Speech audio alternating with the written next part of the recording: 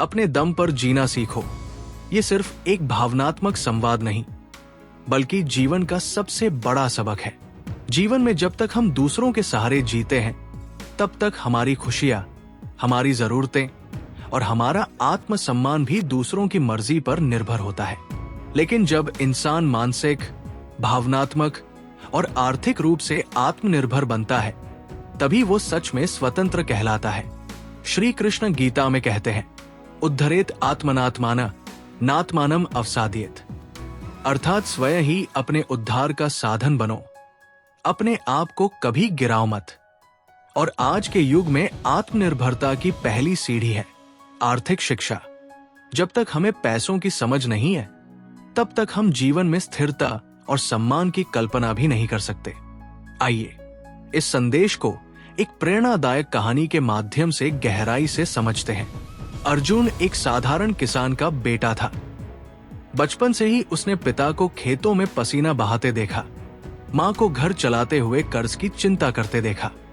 पढ़ाई में अर्जुन अच्छा था, लेकिन उसे बचपन से ही एक बात सिखाई गई थी, पैसा बुराई की जड़ है, बस मेहनत करते रहो, भगवान सब देख रहा है। पर जैसे ही कॉलेज खत्म हुआ, उसका असली दुनिया से सामना हुआ। पिता ने कहा, अब नौकरी देख अर्जुन, हम और नहीं पाल सकते। मां ने कहा, शादी की उम्र हो गई, कुछ कमा ले बेटा। अर्जुन को समझ ही नहीं आ रहा था कि अब क्या करे। उसने बीए किया था, लेकिन न कोई स्किल सीखी, न कोई दिशा दिखाई दी और नहीं कोई फाइनेंशियल नॉलेज का ज्ञान था। इंटरव्यू के लिए जाता, लेकिन रिजेक्ट हो जाता। कभी कभी 5,000 की नौकरी मिलती तो कभी सेल्स जॉब जो महीने भर भी टिकती नहीं। अर्जुन को समझ आने लगा कि असली कमी पढ़ाई की नहीं थी, बल्कि आर्थिक शिक्षा की थी। उसे पता नहीं था कैसे बजट बनाया जाता है, कैसे सेविंग्स की जाती है, क्या होता है इन्वेस्टमेंट, कैसे छोटी छोटी आदतें जीवन बदल सकती हैं, कैसे मल्टीपल इनकम सोर्सेज बनाए जाते हैं। वो पूरी तरह दूसरों पर निर्भर था, जैसे घर वालों पर, समाज पर, किस्मत पर। एक दिन निराशा की हालत में अर्जुन अपने गांव के मंदिर गया। वहां एक संत श्री कृष्ण गीता पर प्रवचन दे रहे थे। उन्होंने कहा, जिसे धन का ज्ञान नहीं, वो हर पल किसी न किसी का गुलाम बना रहता है।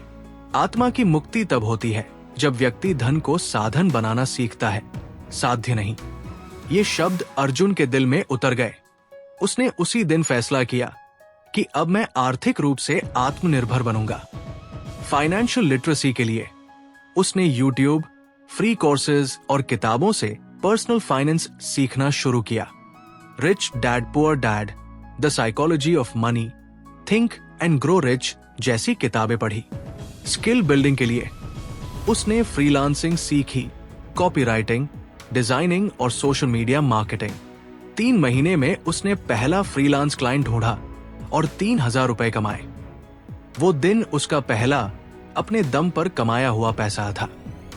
बजटिंग और सेविंग हैबिट्स के लिए अब अर्जुन हर महीने 50% सेव करता, 20% इन्वेस्ट करता और 30% खर्च करता। उसने सिप, म्यूचुअल फंड्स और इमरजेंसी फंड बनाना सीखा। मल्टीपल इनकम सोर्सेज के लिए फ्रीलांसिंग के साथ उसने डिजिटल प्रोडक्ट्स बेचना शुरू किया, ई बुक्स और शॉर्ट कोर्सेज। और आज वो गांव के बच्चों को फ्री फाइनेंशियल एजुकेशन देता है।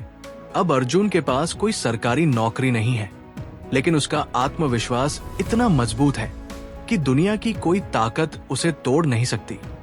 वो 6 लाख से ज्यादा महीना कमा रहा है, माता पिता को सहारा दे रहा है और शादी के लिए सेटल्ड कहलाने की जरूरत नहीं। वो पहले से ही आत्मनिर्भर है। अपने दम पर जीने का मतलब केवल भावनात्मक ताकत नहीं, बल्कि आर्थिक समझ भी है। जब तक हमें पैसा कमाने, बचाने और बढ़ाने की समझ नहीं है, तब तक हम सच में स्वतंत्र नहीं हैं। श्री कृष्ण ने जीवन में कर्म और आत्मा की स्वतंत्रता की बात की, और आज के युग में कर्म का सबसे पहला रूप है फाइनेंशियल रिस्पॉन्सिबिलिटी। अगर आप सच में आत्मनिर्भर बनना चाहते हो, तो सबसे पहले आर्थिक शिक्षा लो। स्किल सीखो, कमाना सीखो, निवेश करना सीखो और सबसे जरूरी अपने ऊपर भरोसा करना सीखो। दूसरे कब तक साथ देंगे? जब तक उनका फायदा होगा।